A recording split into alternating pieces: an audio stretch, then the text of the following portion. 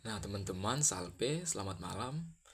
Nah, di sini teman-teman berjumpa lagi bersama saya, Jonathan Alexander Bubaso. Nah, di sini teman-teman saya akan sedikit menjelaskan tentang apa itu Arianisme dan juga bagaimana ajaran-ajarannya. Nah, teman-teman, di sini tokohnya juga akan saya jelaskan. Nah, yang pertama itu Arianisme itu adalah ajaran teologis yang berkembang itu pada abad keempat yang dinamai dari tokohnya itu sendiri, yaitu bernama Arius. Nah, dia itu seorang imam dari Alexandria. Nah, ajaran dia ini teman-teman menentang doktrin Trinitas yang diyakini oleh Gereja Katolik. Nah, Arius ini mengajarkan bahwa Yesus Kristus itu bukan Allah yang sejati. Nah, dia itu tidak mengatakan bahwa Yesus itu sehakikat dengan Bapa. Nah, dia itu berpendapat bahwa Sang Yesus atau Sang Putra Allah adalah ciptaan tertinggi Allah. Nah, tetapi tetap ciptaan. Sehingga ada waktu ketika Yesus itu tidak ada menurut dia. Dengan demikian, Yesus itu menurutnya lebih rendah daripada Bapa. Nah, ajaran ini dianggap berbahaya oleh gereja karena menyangkal keilahian penuh Yesus Kristus dan juga merusak pemahaman tentang keselamatan. Nah, teman-teman, jika saja Yesus bukan Allah, maka karya penebusannya juga pun tidak akan dikatakan sempurna. Nah, bisa digarisbawahi bahwa Arius itu mengatakan bahwa sang putranya itu bukan yang kekal bersama dengan Bapa. Nah, tapi dia menganggap bahwa Yesus Kristus itu diciptakan dari ketiadaan. Nah, teman-teman, untuk yang kedua, apa itu Nestorianisme dan siapa juga tokoh pelopornya? Nah, di sini teman-teman, saya juga akan membahas ajaran-ajarannya yang pastinya menentang gereja juga. Di sini, Nestorianisme ini adalah ajaran sesat yang dikembangkan oleh Nestorius. Nah, Patriark Konstantinopel pada abad kelima.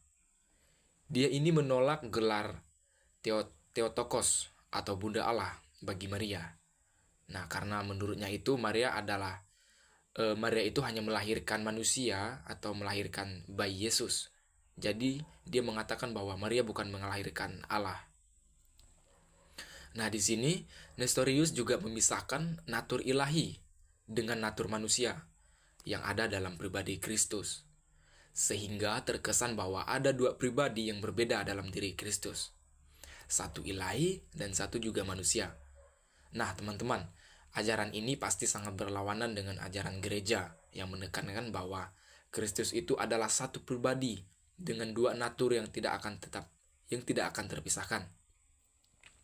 Nah, dia itu mengatakan bahwa Kristus itu menjadi dua pribadi yang mengakibatkan Maria bukan bunda Allah, tetapi hanya bunda manusia.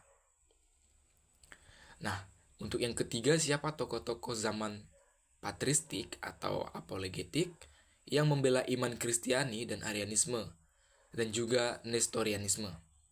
Nah, di sini saya akan membahas beberapa tokoh yang membela beberapa tokoh penting dalam membela iman Kristen dalam melawan Arianisme dan juga Nestorianisme. Nah, di sini yang pertama ada Santa Anastasius dari Alexandria. Nah, dia ini tokoh utama penentang Arianisme. Dia itu menulis kontra Arians dan dengan tegas menyatakan bahwa Kristus adalah sehakikat dengan Bapa atau homoousios. Nah, yang kedua itu ada Santa Gregorius dari Nazianzus dan juga Santa Basilius Agung, termasuk dalam Bapa Kapodikia. Nah, mereka juga membela doktrin Trinitas dalam melawan Arianisme. Ada juga Santo Cyrilius dari Alexandria. Nah, dia itu penentang utama Nestorianisme.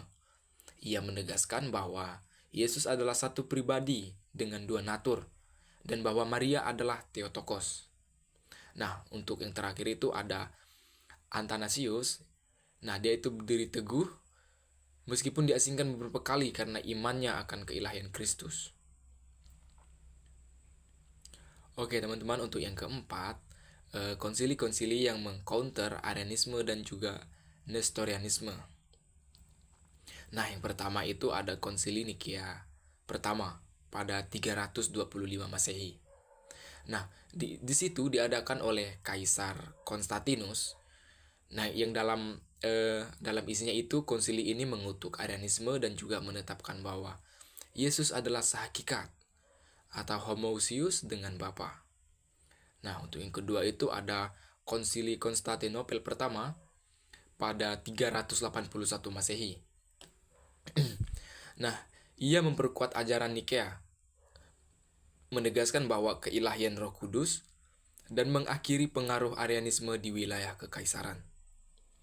Untuk yang ketiga, ada Konsili Efesus pada 431 Masehi. Nah, di situ dihadiri pada masa Kaisar Theodosius pada masa Kaisar Theodosius kedua. Di situ konsili ini mengutuk ajaran Nestorius dan menegaskan bahwa Maria adalah Theotokos. Nah, di situ juga mereka mengatakan bahwa Kristus adalah salah satu pribadi yang utuh atau Allah dan juga manusia. Atau bisa dikatakan bahwa ia adalah Allah sekaligus manusia itu sendiri. Nah, untuk yang terakhir itu ada Konsili Efesus. Di sini isinya memproklamasikan bahwa Maria sebagai Bunda Allah.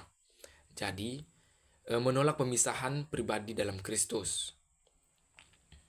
Nah, teman-teman sedikit yang akan saya katakan bahwa referensi yang saya dapatkan ini, yang pertama itu dari bukunya Kelly, yang kedua ada Copleston, ketiga ada Pelikan, dan keempat itu ada Lovin Gerhard. Baik teman-teman, sekian yang bisa saya sampaikan pada malam hari ini. Semoga menjadi pelajaran dan juga ilmu pengetahuan yang berguna untuk kita ke depannya. Saya ucapkan terima kasih.